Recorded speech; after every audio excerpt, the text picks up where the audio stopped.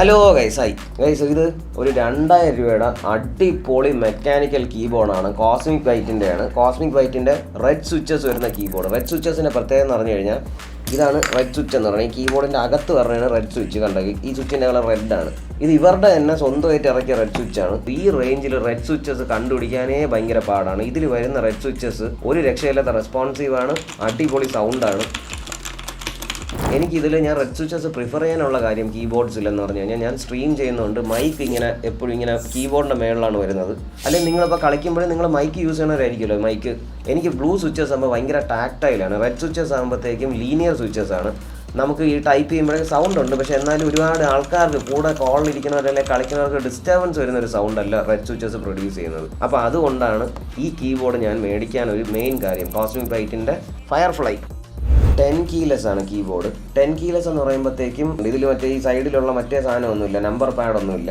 F1 ഉണ്ട്, ആരോ keys ഉണ്ട്, അങ്ങനത്തെ സാധനങ്ങളൊക്കെ ഉണ്ട്. എനിക്ക് ഇങ്ങനത്തെ ഒരു 10 keyless കീബോർഡാണ് എനിക്ക് കറക്റ്റ് ആവുന്നത്. എനിക്ക് 65% പറ്റൂല, ഫുൾ കീബോർഡും പറ്റൂല. എനിക്ക് കറക്റ്റ് ആയിട്ടുള്ള ഈ കീബോർഡാണ്. എനിക്ക് ഗെയിമിങ്ങിനപ്പോൾ മൗസ് വന്ന് കീബോർഡിൽ തട്ടുക അങ്ങനത്തെ കാര്യങ്ങളൊന്നുമില്ല. പണ്ട് ഞാൻ ഫുൾ സൈസാണ് യൂസ് ചെയ്യുന്നത്. എനിക്ക് എപ്പോഴും മൗസ് വന്ന് കീബോർഡിൽ തട്ടുന്ന ഒരു പ്രശ്നമുണ്ട്. ഞാൻ ഭയങ്കര ഹൈ സെൻസിറ്റിവിറ്റി അല്ല ഇപ്പോൾ യൂസ് ചെയ്യുന്നത്. അപ്പം അങ്ങനത്തെ ഒരു ഇഷ്യൂ മാറി. ഞാൻ 100 മണിക്കൂറോളം ഈ കീബോർഡ് യൂസ് ചെയ്തിട്ടുണ്ട്. അതിലൊരു 30 മണിക്കൂർ വർക്കിന്, ഒരു 70 മണിക്കൂർ ഗെയിമിങ്ങിനാണ് ഞാൻ ഇത് യൂസ് ചെയ്തത്. ഒരു രക്ഷയില്ലാത്ത കീബോർഡാണ്. ഇതിൽ എടുത്ത് പറയേണ്ടത് ഇതിൻ്റെ ലൈറ്റിങ്ങും ബാക്ക് ലൈറ്റുമാണ്. ഈ ഒരു പ്രൈസ് റേഞ്ചിൽ നല്ല ബ്രൈറ്റ് ലൈറ്റ്സ് ആണ് വരുന്നത്. പിന്നെ ഇതിൻ്റെ സോഫ്റ്റ്വെയർ വെച്ച് നിങ്ങൾക്ക് ലൈറ്റിംഗ് കംപ്ലീറ്റ് ആയിട്ട് കസ്റ്റമൈസ് ചെയ്യാം. നിങ്ങൾക്ക് ഇഷ്ടമുള്ള വാട്ടർ ഡ്രോപ്പ്, വേവ്സ് എന്നൊക്കെ പറഞ്ഞ് കുറേ അതിൽ കസ്റ്റമർ തന്നേക്കുന്ന കുറേ സാധനങ്ങളുണ്ട്, അതൊക്കെ ഇടാം. ഇപ്പോൾ എനിക്ക് ഇഷ്ടപ്പെട്ട പറഞ്ഞാൽ ഇതിൽ റെയിൻ എന്ന് പറഞ്ഞ ഒരെണ്ണമുണ്ട്. അത് അടിപൊളിയാണ് കാണാനായിട്ട്. റെയിൻ ഇട്ട് കാണിച്ചു തരാം. ഇതിൽ നമുക്ക് സ്പീഡ് കൂട്ടി കൊടുക്കാം, ബ്രൈറ്റ്നസ് കൂട്ടി കുറയ്ക്കുകയൊക്കെ ചെയ്യാം. ഇതിലൂടെ സേവ് കൊടുത്താൽ മതി. പിന്നെ ഈ കീബോർഡ് നോയ്സ് ഡാമ്പനിങ് അല്ലെങ്കിൽ നോയ്സ് ക്യാൻസലേഷനോ പ്രീ ലൂബ് ചെയ്ത കീസോ ഒന്നും അല്ല വരുന്നത്. അപ്പോൾ നോയ്സ് ആവശ്യത്തിന് വരും, ഒരു എക്കോ ഒക്കെ ഉണ്ട്, അതൊക്കെ ഉണ്ട്. പക്ഷേ ഈ ഒരു പ്രൈസ് റേഞ്ചിൽ ഞാൻ പറയുകയാണെങ്കിൽ ഗൈസ്, എനിക്ക് ഗെയിമിങ്ങിന്, വർക്കിന് എനിക്ക് വേറെ കുറ്റമൊന്നും പറയല്ല. ഇതിൽ ഒരു എന്തെങ്കിലും ഒരു കുറ്റം നമ്മൾ കണ്ടുപിടിച്ച് പറയാൻ വേണ്ടിയാണ് ഇതിൻ്റെ സ്പേസ് ബാറാണ്.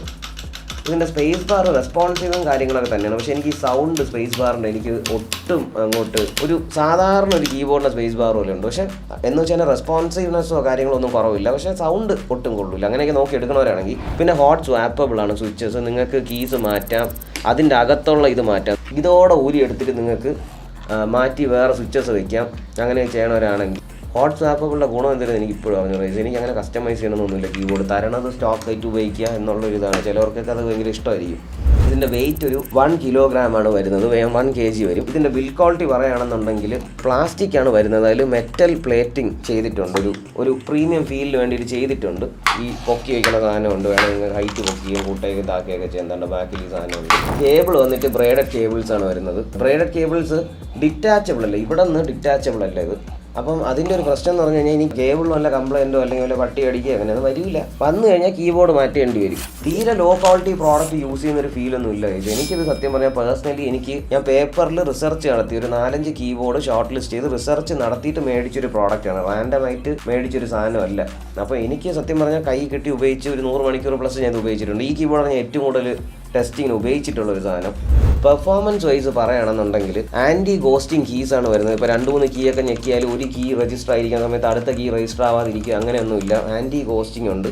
1000 Hz പോളിംഗ് റേറ്റ് ഉണ്ട്. ഈ പ്രൈസ് റേഞ്ചിൽ നമ്മൾ നോക്കുന്ന അല്ലെങ്കിൽ നമ്മൾ ആഗ്രഹിക്കുന്ന എല്ലാ സാധനങ്ങളും ഇതിലുണ്ട്. ഒരു 2200 രൂപ അല്ലെങ്കിൽ ഒരു 2000 രൂപയ്ക്കകത്ത് റെഡ് സ്വിച്ചസ് വരുന്ന 1000 പോളിംഗ് റേറ്റ് വരുന്ന ഇത്രയും നല്ല ലൈറ്റിംഗ് വരുന്ന ഒരു കീബോർഡ് വേറെ കിട്ടൂല എന്ന് തന്നെ ഞാൻ പറയുന്നതെന്ന് വെച്ചാൽ ഇതിൻ്റെ ലൈറ്റിംഗ് അത്ര കിടിലാണ്. RGB ലൈറ്റിംഗ് എന്ന് പറഞ്ഞാൽ ഭയങ്കര ബ്രൈറ്റ് ആണ്. ഇതിൽ എടുത്ത് പറയാനുള്ള ഒരു കാര്യം എന്ന് പറഞ്ഞാൽ ഇതിൻ്റെ പ്രൈസാണ്. ഇവരിത് പ്രൈസ് ചെയ്തേക്കുന്നത് 2000 രൂപയ്ക്കകത്ത് അല്ലെങ്കിൽ 2200. നിങ്ങളെ ഭാഗ്യം പോലെ ഒരു KSIT ഏത് വിലക്ക് കിട്ടുന്നത്. എനിക്ക് 1800 കിട്ടിയത്. നിങ്ങളിത് മേടിക്കണോ വേണ്ടേ എന്ന് നിങ്ങൾ തന്നെയാണ് തീരുമാനിക്കേണ്ടത്. ഞാനിത് പറഞ്ഞ പോലെ 4-5 കീബോർഡ് ഷോർട്ട് ലിസ്റ്റ് ചെയ്തിട്ട് ഈ പ്രൈസ് റേഞ്ചിൽ തന്നെ 2000-2500 ഷോർട്ട് ലിസ്റ്റ് ചെയ്തിട്ട് കമ്പയർ ചെയ്ത് മേടിച്ചൊരു പ്രോഡക്റ്റാണ്. ഇത് റാൻഡമായിട്ട് മേടിച്ചതോ ഒന്നുമല്ല.